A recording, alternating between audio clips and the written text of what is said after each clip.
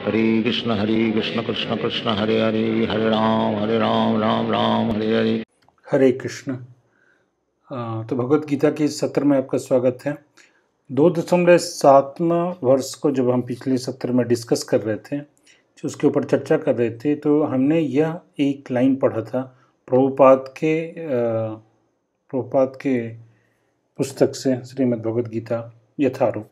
तो उससे ये लाइन हमने पढ़ा था। वह क्या था? कृपण वह है जो व्यक्ति जीवन की समस्याओं को हल नहीं करता और आत्म साक्षात्कार के विज्ञान को समझे बिना कुकर सुकर की भांति संसार को त्याग कर चला जाता है। तो इस सेंटेंस में इस वाक्य में मैंने कृपण इसके ऊपर ज़्यादा व्याख्या की, लेकिन ये अंत का भाग जो है कि आत्म साक्षात्कार को जो मानव जीवन की समस्या को हल नहीं करता, कृपण वह है जो मानव जीवन की समस्या को हल नहीं करता। हमने मानव जीवन की समस्याओं को भी देखा कि असली समस्याएं क्या है, और आत्म साक्षात्कार के विज्ञान को समझे बिना कुकर सुकर की भांति संसार को त्याग कर चला जाता है। तो प्रभुपाद ने काफ़ी थोड़ा सा यहाँ पे स्ट्रांग शब्द का प्रयोग किया है, कुकर सुकर की भांति जीवन को त्याग कर चला जाता है। तो बाद में मैं सोचा कि मुझे थोड़ा इसको भी एक्सप्लेन कर देना चाहिए। तो 2.8 में जाने से पहले हम थोड़ा इसको भी एक बार देखने का प्रयास करेंगे संक्षेप में। तो प्रभुपाद ने इतना यहाँ पे थोड़ा स्ट्रांग वर्ड यूज़ किया है।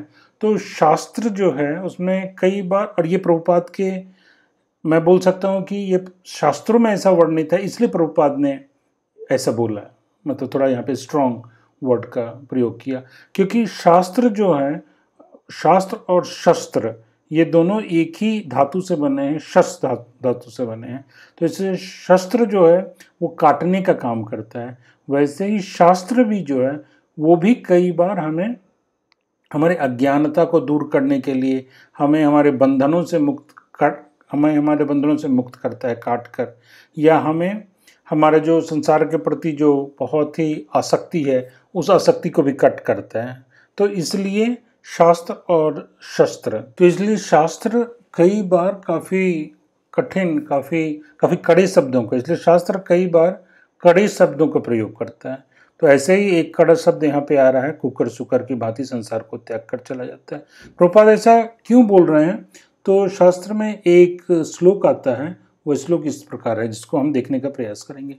आहार निद्रा भय मैथुनम च सामान्यमेतत् पशुभिर्नराणाम धर्मो हि तेषाम् अधिको विशेष धर्मे नहीं न पशुभिः समाना। तो इस वर्ष में क्या बोल रहे हैं, श्लोक में क्या बोल रहे हैं? आहार निद्रा भय मैथुन, ये 4 चीज की चर्चा कर रहे हैं। आहार क्या है? खाना पीना। निद्रा क्या है? सोना। भय क्या है? भय है हमें डर है और हम अपनी रक्षा करते हैं। मैथुनम क्या है? अपने परिवार को आगे बढ़ाना। तो इन चीज़ों में क्या बोल रहा है? इन 4 चीज़ों में सामान्यम एतत् पशुर्भि नराणाम, पशु और नराणाम मनुष्य जो है इन चारों चीज़ों में समान ही है। यानी कि पशु पक्षी भी खाना खाते हैं, हम भी खाते हैं, वो भी सोते हैं, हम भी सोते हैं, वो भी अपनी रक्षा करते हैं, हम भी अपनी रक्षा करते हैं, और वो भी अपने परिवार को आगे बढ़ाते हैं, और मनुष्य भी अपने परिवार को आगे बढ़ाते हैं। तो इन चारों चीज़ों में क्या बोल रहे हैं? पशु और नराणाम ये दोनों सेम है। लेकिन यहाँ पे कोई भी व्यक्ति ऐसा बोल सकता है कि पशु कैसे खाते हैं, वो इस चीज़ को काफ़ी क्रूड वे में करते हैं, और हम जो है उसको थोड़ा सा परिष्कृत वे में, सोफिस्टिकेटेड वे में करते हैं। जैसे पशु जो है वो खाना कैसे खाएगा, तो वो डायरेक्ट, उसके लिए कोई डाइनिंग टेबल की ज़रूरत नहीं है, कोई प्लेट और कांटा चम्मच की ज़रूरत नहीं है, वो डायरेक्ट ऐसे ही कहीं स्ट्रीट पे ऐसे खा सकता है।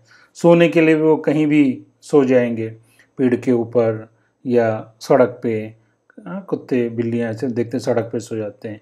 भय के लिए भी उनके पास कुछ बहुत सोफिस्टिकेटेड विधि नहीं है, बल्कि वो अपने पंजों से, अपनी दांतों से, जो प्रकृति ने उसको दिया है उससे वो अपनी रक्षा करने की कोशिश करते हैं, और अपने परिवार का विस्तार भी वो ऐसे ही करते हैं। तो मनुष्य जो है वो क्या करता है? वो जब खाता है तो वो इतने क्रूड वे में नहीं खाएगा, है ना। तो वो कैसे करेगा कि भाई वो 5 स्टार होटल में जाके और first class candle light dinner ऐसा वो ले रहा होगा। निद्रा भी वो बहुत अच्छे घर में, बहुत अच्छे बिस्तर पे, डनलप पे और ऐसे सो रहा है। और भय के लिए, मतलब अपनी रक्षा करने के लिए उसके पास सिक्योरिटी गार्ड्स हैं, गन लेके खड़े हैं या लाठी लेके खड़े हैं, और सीसीटीवी कैमरा है, और दरवाज़ा है उसमें अच्छे लॉक्स लगे हुए हैं, ऐसे काफ़ी चीज़ें। तो लेकिन पशु पक्षी में ये सारी चीज़ें काफ़ी ओपनली, मतलब बाहर में ही होता है। तो ये लेकिन तो इससे तो मूल रूप से अगर हम देखेंगे तो ये चारों एक्टिविटी जो है मनुष्य और पशु में समान है, लेकिन मनुष्य जो है वो उसको सोफिस्टिकेटेड वे में करता है, ज़्यादा परिष्कृत तरीके से करता है। तो क्या हम बोल सकते हैं कि मनुष्य जो है वो एक सोफिस्टिकेटेड एनिमल है, अगर ये चारों चीज़ों का ध्यान रखा जाए? तो सिर्फ ये चारों चीज़ ही नहीं है, और हम देखते हैं कि हमारा जीवन जो है वो जनरली इसी चारों चीज़ों की तरफ बीत जाता है ना। क्योंकि आहार, क्योंकि आजकल का जो समाज है, तो बच्चा बड़ा हुआ तो स्कूल जा रहा है, लेकिन स्कूल क्यों जा रहा है? वो कौन से ज्ञान की प्राप्ति करने जा रहा है? उस ज्ञान की प्राप्ति उदर पोषण, अपने उदर पोषण के लिए वो कुछ विद्या एकत्रित कर रहा है ना। तो बचपन से ही होता है कि हाँ भाई ठीक है, तुम पढ़ रहे हो तो तुम क्या करोगे पढ़ के? कोई बोलता है मैं डॉक्टर बनूंगा, कोई बोलता है मैं इंजीनियर बनूंगा, कोई बोलता है कुछ और बनूंगा। तो बचपन से ही वो प्रोफेशनलिज्म की तरफ है। तो यानी वो फिर धन कमा के क्या करने वाला है? आहार, अच्छा खाना खाना है, निद्रा, अच्छे घर में रहना है, भय, अच्छे घर में रहना है, अच्छी व्यवस्था होनी चाहिए, इस ढंग की चीज़ों में ही वो आगे। तो हमारा वो जीवन है पूरा का पूरा, आप देखिए ये आहार, निद्रा, भय और मैथुन इसी के चारों तरफ घूम रहा है ना। फिर अपने परिवार को बढ़ाना, वो शादी विवाह करेंगे, फिर अपने बच्चों को जन्म देंगे, फिर बच्चों के लालन पालन में लगेंगे, और बच्चों को भी कहाँ लगाना है? वही लगाना है, आहार, निद्रा, भय। तो ऐसे करके हम देखते हैं कि मानव जीवन भी इसी के चारों तरफ घूम रहा है, और पशु जीवन भी इसी के चारों तरफ घूम रहा है। बस वो बहुत ज़्यादा क्रूड है और ये मानव बहुत ज़्यादा सोफिस्टिकेटेड है। तो दोनों एक ही चीज़ की तरफ घूम रहे हैं, अलग अलग लेवल पे घूम रहे हैं। तो क्या मनुष्य जो एक सोफिस्टिकेटेड एनिमल है? अगर तो शास्त्र बोलते हैं हाँ, वो सोफिस्टिकेटेड एनिमल है, अगर वो ये नहीं करता है। क्या नहीं करता है? धर्मो हि तेषाम अधिको विशेष धर्मे नहीं ना पशुभिः समाना। तो बोलते हैं धर्मो हि तेषा अधिको विशेष। तो धर्म के ऊपर मनुष्य का विशेषाधिकार है, जो पशुओं को नहीं है वो अधिकार। तो अगर मनुष्य वो धर्म के ऊपर जो उसका विशेषाधिकार है उसका प्रयोग नहीं कर रहा है और धर्म के रास्ते पे नहीं चल रहा है, तो धर्मे नहीं ना, अगर धर्म से हीन है तो कैसा है? पशु भी समान, पशु के ही समान है। तो इसका अनुवाद है आहार, निद्रा, भय और मैथुन ये तो इंसान और पशु में समान है। इंसान में विशेष केवल धर्म है, अर्थात बिना धर्म के लोग पशु तुल्य हैं, पशु के ही जैसे हैं। तो धर्म शब्द का क्या अर्थ है? प्रभुपाद, धर्म शब्द के कई अर्थ हैं। तो धर्म शब्द का एक अर्थ है जो आपको डिक्शनरी में मिलेगा, या इंग्लिश लैंग्वेज में उसका आपको मिलेगा फेथ। तो फेथ का कहने का मतलब क्या है? फेथ जो है वो आपका विश्वास है, लेकिन वो धर्म नहीं है ना। विश्वास, आज कोई व्यक्ति का विश्वास हिंदू धर्म के प्रति है, लेकिन कल वो विश्वास बदल जाता है और वो व्यक्ति जो है क्रिश्चियन, ईसाई धर्म को अपना लेता है, या कोई मुसलमान बन जाता है, लेकिन फिर वो वापस हिंदू भी बन सकता है। तो ये धर्म यानी कि ये जो विश्वास है वो बदल सकता है, लेकिन धर्म क्या है? तो धर्म को प्रभुपाद एक और डेफिनेशन देते हैं, इंट्रिंसिक नेचर। तो वो उस व्यक्ति का या उस जीव का वो स्वभाव जो उससे, जीव का या किसी भी चीज़ का वो स्वभाव जो उसे अलग नहीं किया जा सकता, ये धर्म है। बोलते हैं ये उस चीज़ का धर्म है। तो वहाँ पे कुछ उदाहरण देते हैं, जैसे कि अग्नि का धर्म। अग्नि का धर्म क्या है? कि वो प्रकाश देगी और वो ऊष्मा देगी। तो अग्नि से अगर प्रकाश और ऊष्मा को अलग कर दिए तो अग्नि नहीं है ना, मे बी आर्टिफिशियल लाइट होगा, ऐसे करके। आर्टिफिशियल लाइट मतलब वो बल्ब से जलने वाला भी नहीं। कुछ कई बार आप देखेंगे वो कपड़ों से ऐसा कुछ इल्यूजन क्रिएट करते हैं, ऐसा लगता है कि अग्नि वहाँ पे है, लेकिन वहाँ अग्नि नहीं है। क्यों? क्योंकि उससे लाइट नहीं निकल रही और उसमें ऊष्मा भी नहीं। उसी प्रकार अगर पानी है तो उसमें तरलता होगी, है ना। तो ऐसे करके वो बोलते हैं धर्म क्या है मनुष्य का? मनुष्य का धर्म है कि वह अंश है परमात्मा का, और वो पर भगवान की सेवा करना ही, किसी रूप से भगवान से जुड़ना और भगवान की सेवा करना, यही उसका धर्म है। और इसी चीज़ को वो शास्त्र उसको गाइड करेगा, उसको आगे लेके चलेगा कि पहले तुम कौन हो ये समझो, भगवान कौन है ये समझो, और तुमको भगवान की सेवा में कैसे लगना है, और इस प्रक्रिया को करते हुए तुम कैसे भगवत प्राप्ति कर सकते हो। यानी इसको बोलते हैं संबंध, अविधेय और प्रयोजन। तो यही चीज़ है। तो जैसे कि जीवेर स्वरूप है कृष्ण नित्यदास, हमने बहुत बार इस चीज़ को डिस्कस किया है कि जीव का असली स्वरूप क्या है, वो भगवान श्री कृष्ण का नित्य दास है ना, भगवान की सेवा करता है। और ये भगवान की सेवा वो बाद में जब उन्नत कोटि का भक्त हो जाता है तो अलग अलग रस में भी कर सकता है, दस रस, सख्य रस, है ना। तो ऐसे करके हमने इसकी चर्चा, वात्सल्य रस, इसकी चर्चा हमने की थी। तो धर्म, तो इसलिए प्रभुपाद जैसे शास्त्र यहाँ पे ऐसे बोल रहा है, इसलिए प्रभुपाद ने यहाँ पे ऐसे शब्दों का प्रयोग किया है, इतने स्ट्रॉन्ग शब्दों का प्रयोग किया है कि अगर वह मानव जीवन की समस्याओं को हल नहीं करता, यानी कि उसने असली धर्म नहीं निभाया है और आत्म साक्षात्कार के विज्ञान को समझे बिना कुकर, तो क्या होगा कि आत्म साक्षात्कार के विज्ञान को नहीं समझा तो वो पशुवत, तो पशु के तुल्य है और जीव संसार को त्याग कर चला जाता है। इसी धर्म की परिभाषा को भागवतम बहुत ही सुंदर तरीके से व्यक्त करता है। तो यह प्रथम खंड के प्रथम अध्याय के दूसरा श्लोक है। तो मतलब भागवतम के एकदम शुरुआत में दूसरे श्लोक में ही इसकी चर्चा बड़ी ही सुंदरता से होती है। आइए इसको हम देखते हैं। धर्म प्रोजित कैतवो अत्र परमो निर्मत्सराणाम सताम वेद्यम वास्तव अत्र वस्तु शिवदम तापत्रयोन्मूलनम श्रीमद्भागवते महामुनिकृते किं वा परेरीश्वरः सद्यो हृदयवरुध्यते अत्र कृतिभिः शुश्रूषुभिस्तत्क्षणा। यहाँ पे बोल रहे हैं कि भागवतम जिस धर्म के बारे में यहाँ चर्चा कर रहा है, वह धर्म अर्थ काम और मोक्ष, ये जो चार चीजें हैं इसको कैतव धर्म बोलता है। कैतव धर्म मतलब चीटिंग रिलीजन, ठग, वो धर्म जो ठगने के लिए है। तो धर्म अर्थ काम और मोक्ष। तो धर्म अर्थ काम मोक्ष में क्या है, क्यों धर्म करना है, ताकि हमें अर्थ की प्राप्ति हो जाए। और अर्थ क्यों चाहिए, ताकि काम मिले, यानी इंद्रिय सुख मिले।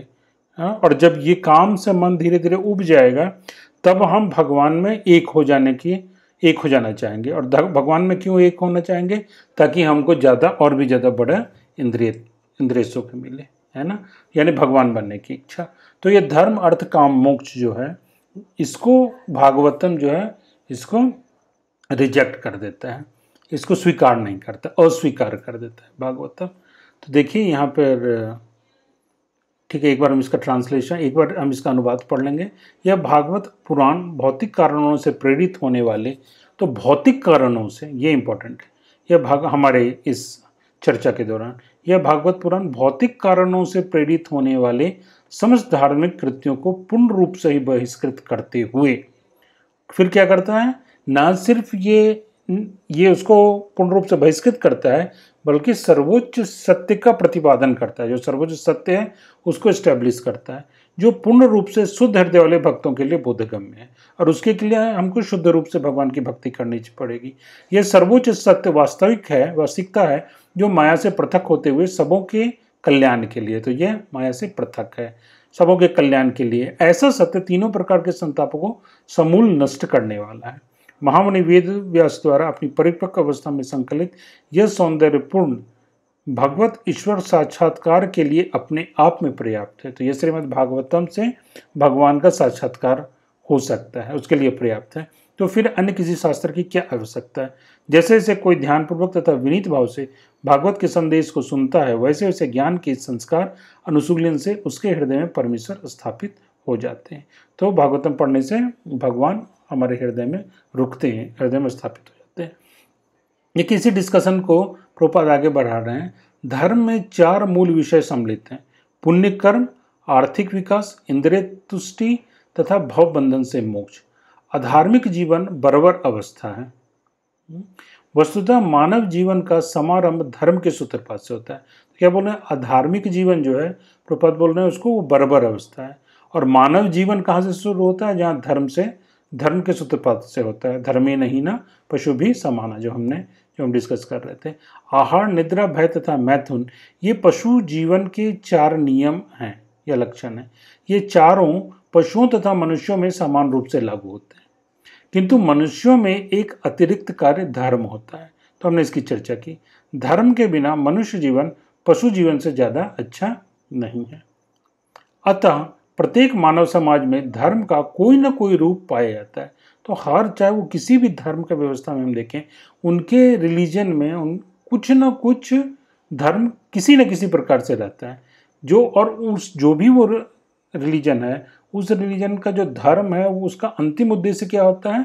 जिसका उद्देश्य आत्म साक्षात्कार है, जो ईश्वर के साथ मनुष्य के साथ शाश्वत संबंध को बताने वाला है। लेकिन कई बार क्या होता है कि जब हम धर्म का पालन करते हैं तो हम इस एस्पेक्ट को भूल जाते हैं, ईश्वर के साथ मनुष्य का संबंध बताने वाला, और हम कुछ दूसरी चीज़ें जैसे रिचुअल्स इत्यादि में ही ज़्यादा लग जाते हैं कि थोड़ा ये कर लिए, वो कर लिए। लेकिन अंततोगत्वा क्या हमने अपने आप को समझा, भगवान को समझा, हमारे संबंध को समझा, और भगवान चरण की प्राप्ति के लिए हम क्या कार्य कर रहे हैं, हाँ, उस उद्देश्य के दृष्टिकोण से क्या किया जा रहा है, वो असली धर्म भागवतम बोलते हैं। मानव समाज की निम्नतर अवस्थाओं में भौतिक प्रकृति पर प्रभुत्व दिखाने के लिए सदैव होड़ लगी रहती है। तो हम मानव क्या करता है, बार बार वो मटेरियल नेचर के ऊपर कंट्रोल करना चाहता है, भौतिक प्रकृति पर प्रभुत्व दिखाना चाहता है। दूसरे शब्दों में कह सकते हैं कि इंद्रियों को तुष्ट करने के लिए निरंतर स्पर्धा चलती रहती है। तो क्यों मटेरियल नेचर पर कंट्रोल करना है? क्योंकि उससे हमको हमारी कुछ इंद्रिय तृप्ति हो सकती है। जैसे आप देखिए, हम जो भी भौतिक नेचर पे कंट्रोल करने की कोशिश करें, जैसे मान लीजिए हमने नदियों को बांधा, या फिर हम पृथ्वी के नीचे से खनिज निकालते हैं, तेल निकालते हैं, हाँ, तो या हम आकाश में उड़ना चाहते हैं, सैटेलाइट छोड़ना चाहते हैं, तो अंततोगत्वा इन सब के पीछे हमारी कोई ना कोई इंद्रिय तृप्ति की ही मंशा है ना। तो दूसरे जब भी हम देख चुके हैं अपने जीवन में, हम अपने अनुभव से देखते हैं कि जब भी हम प्रकृति को कंट्रोल करना चाहते हैं, उसका कुछ दुष्परिणाम निकलता है ना, किसी न किसी रूप से फिर प्रकृति भी जो है वो रिएक्ट करती है, और जब प्रकृति का रिएक्शन होता है तो मानव समाज के लिए वो भारी पड़ता है। तो ऐसी प्रवृत्ति के वशीभूत होकर मनुष्य धर्म की ओर मुड़ता है। तो इस तरह वह कुछ भौतिक, तो बहुत लोग, फिर कुछ लोग ऐसा क्यों करते हैं, वो धर्म की ओर मुड़ते हैं। किस लिए मुड़ते हैं? ताकि कुछ व्यक्तियों का क्या है, उसमें मंशा होती है कि प्रकृति के ऊपर प्रभुत्व जमाने के लिए। और वो प्रभुत्व क्यों जमाना है, कंट्रोल क्यों करना है? कि उससे उनका कुछ सेंस ग्रेटिफिकेशन हो, उनके इंद्रियों को कुछ तुष्टि मिले, कुछ संतुष्टि मिले, कुछ और इंद्रिय संतुष्टि के लिए कुछ और करें। जैसे अभी आपने ये सुना होगा कि वो कुछ वैज्ञानिक ये सोच रहे हैं कि हम चांद पे जाके घर बनाने लगे। तो चांद पे जो प्राकृतिक चीज़ें हैं वो अभी अनएक्सप्लोर्ड हैं उनके समझ से। तो अगर वहाँ पे वो पहले चले जाएं तो वहाँ पे वो ज़्यादा से ज़्यादा चांद के मालिक हो जाएंगे, है ना। अभी हम ज़मीन के एक टुकड़े के लिए लड़ रहे हैं, और तब हम चांद के ऊपर, चांद पे हमारा एक बहुत बड़ा एरिया होगा, तो वहाँ की खनिज संपदा, वहाँ के जो नेचुरल रिसोर्सेस हैं उसको हम यूटिलाइज कर सकते हैं। मे बी वहाँ पे यूरेनियम ज़्यादा होगा, तो यूरेनियम हम चांद से लेके आएंगे और हम अपने यहाँ और भी ज़्यादा बड़ा बड़ा न्यूक्लियर वेपन बना सकते हैं। इस ढंग की चीज़ें, इस तरह से वह कुछ भौतिक लाभ प्राप्त करने के लिए पुण्य कर्म या धार्मिक कार्य करता है। तो एक तो साइंटिफिक वे से भी करता है, और नहीं तो दूसरे वे में धर्म को इस रूप में भी यूज़ किया जाता है, सकाम जिसको हम बोलते हैं, पुण्य कार्य या धार्मिक कार्य के लिए करता है। किंतु यदि ऐसे भौतिक लाभ अन्य साधनों से प्राप्त हो जाते हैं, देखिए ये बहुत इंपॉर्टेंट लाइन है, किंतु यदि ऐसे भौतिक लाभ अन्य साधनों से प्राप्त हो जाते हैं तो तथाकथित धर्म उपेक्षित हो जाता है। आधुनिक सभ्यता का यही हाल है। मनुष्य आर्थिक दृष्टि से संपन्न होता जा रहा है, अतः वर्तमान समय में वह धर्म में अधिक रुचि नहीं लेता। गिरजाघर, मस्जिदों तथा मंदिर एक तरह से अब निर्जन है। लोगों की रुचि अपने पूर्वजों द्वारा बनाए गए धार्मिक स्थलों में ना होकर फैक्ट्री, दुकानों तथा सिनेमा घर की ओर अधिक है। प्रभुपाद क्या बोल रहे हैं कि कुछ लोग हैं तो वो क्या कर रहे थे, कुछ ऐसे कार्य कर रहे थे, धार्मिक कार्य, तथाकथित धार्मिक कार्य कर रहे थे, लेकिन उससे क्या होगा, उससे उनको उनकी इंद्रियों को तृप्ति मिलेगी, है ना। तो इंद्रियों को तृप्ति मतलब फिर वही हो गया ना, आहार, मैथुन, भय, है ना। आहार, निद्रा, भय, मैथुन, हाँ, यही चार चीज फिर आप देखेंगे घूम फिर के फिर वहीं पे आ जाता है। तो ये कर रहे थे, लेकिन जब मटेरियल वर्ल्ड का एडवांसमेंट हो गया, जब हमारे भौतिक जीवन जो है वो ज़्यादा संपन्न हो गया, लेकिन जब हमारी आधुनिक सभ्यता आ गई तो हमारा क्या हो गया, भौतिक जो है ये साइंस वगैरह विज्ञान इत्यादि, भौतिक विज्ञान जो प्रगति कर गया, और भौतिक विज्ञान जब प्रगति कर गया तो फिर अब ये भौतिक इंद्रियों के सुख के लिए अब तो भगवान की तरफ भी देखने के लिए आवश्यकता नहीं है ना। तो अब तो वो विज्ञान के माध्यम से ही हम अपने इंद्रियों सुख के तरह तरह की चीज़ों को एकत्रित कर सकते हैं, तो भगवान की क्या जरूरत रह गई। इसलिए प्रभुपाद बोल रहे हैं मनुष्य आर्थिक दृष्टि से संपन्न होता जा रहा है, अतः वर्तमान समय में वह धर्म में अधिक नहीं रुचि लेता। तो एक बार जब उसके पास अर्थ आ गया तो धर्म क्यों करना था, अर्थ की प्राप्ति करने के लिए करना था। लेकिन अगर अर्थ आ गया तो धर्म करने की कोई जरूरत नहीं है, तो वो धर्म को रिजेक्ट कर दिया। तो और इसलिए गिरजाघर मंदिर या मस्जिद में ताला लग गया, अब वो सब निर्जन है। लोग अपने पूर्वजों द्वारा बनाए गए धार्मिक स्थलों में अब रुचि नहीं ले रहे हैं। क्या कहाँ ले रहे हैं, फैक्ट्री दुकानों तथा सिनेमा घर में रुचि ले रहे हैं। तो समझ रहे हैं ना, तो वो धर्म भी जो था, तो वो धर्म किस लिए था, बस इंद्रिय सुख के लिए ही था। तो आहार निद्रा भय मैथुन, इससे यह सिद्ध होता है कि धर्म का आचरण किसी न किसी आर्थिक लाभ के लिए ही किया जाता है। आर्थिक लाभ की आवश्यकता इंद्रिय तृप्ति के लिए पड़ती है। प्रायः इंद्रिय तृप्ति की खोज से उपकर मनुष्य मोक्ष की ओर मुड़ता है और परमेश्वर से तदत्कार होने का प्रयत्न करता है। फलस्वरूप ये सारी दशाएं केवल इंद्रिय तृप्ति के विभिन्न प्रकार बन जाती हैं। तो बेसिकली वो मोक्ष, हालांकि हमने एक मोक्ष का डेफिनेशन देखा था, तो उस मोक्ष का डेफिनेशन जो कि भागवतम से था, तो उसमें क्या था, असली मोक्ष क्या है, अपने स्वरूप में स्थित हो जाना, अपने स्वरूप में स्थित होकर भगवान की सेवा करना, वही मोक्ष है। हमने शुरुआत के सत्र में इसकी चर्चा की थी। तो ये वो यहाँ उस मोक्ष की बात नहीं हो रही है जब मनुष्य मोक्ष की ओर मुड़ता है। यहाँ किस मोक्ष की बात हो रही है, परमेश्वर से तदत्कार होने का प्रयत्न करता है, मतलब भगवान के साथ एक हो जाना चाहता है, भगवान में मिल जाना चाहता है, या भगवान बन जाना चाहता है। बहुत लोगों से सुनेंगे वो अपने आप को भगवान ही मानते हैं, लेकिन वो सोचते हैं कि अभी मैं इस भौतिक जगत में हूँ, लेकिन एक बार जब मैं इस भौतिक जगत से मुक्त हो जाऊंगा तो मैं भी भगवान ही बन जाऊंगा, मैं भगवान में मिल जाऊंगा और भगवान बन जाऊंगा। क्यों भगवान बन जाऊंगा, तब हमें भगवान के जो सारी सुख सुविधाएं भगवान को के पास तो सब कुछ है ना, सब कुछ उनका ही है, तो उसी ढंग से मेरा भी सब कुछ हो जाएगा, है ना। तो ये जो धर्म है ये इंद्रिय तृप्ति के आधार पे, तो आहार निद्रा भय मैथुन, लेकिन इसको शास्त्र क्या बोलता है, ये पशुवत है, पशु तुल्य है। और धर्मे नहीं ना पशु भी समाना। तो लेकिन असली धर्म क्या है, जब हम भगवान की सेवा करने के लिए, जिसको पहले हमने बोला कि जीवित स्वरूप है कृष्ण दास, तो हम जो है भगवान के एक अंश हैं, और अंश होने के कारण जब भगवान की तृप्ति के लिए, भगवान की खुशी के लिए जो हम करते हैं, तो वो असली धर्म है। और भगवान की खुशी के लिए हमें क्या करना है, वो हमें भगवत गीता भागवतम से उसका संदेश प्राप्त होगा। तो हम इस चीज़ को और आगे विस्तृत रूप में हमें इसको भगवत गीता से भागवतम से जानने का मौका मिलेगा, जो अपने आगे आने वाले सत्रों में और भी जाएंगे। तो आपका बहुत बहुत धन्यवाद। इसके बाद हम 8वें श्लोक में फिर आपसे मिलेंगे। हरे कृष्ण। ग्रंथराज श्रीमद् भगवत गीता की जय। श्रील प्रभुपाद की जय। हरे कृष्ण कृष्ण कृष्ण हरे हरे, हरे राम राम राम हरे हरे, हरे कृष्ण कृष्ण कृष्ण हरे हरे, हरे राम राम हरे हरे, हरे कृष्ण कृष्ण कृष्ण हरे हरे, हरे राम राम हरे हरे।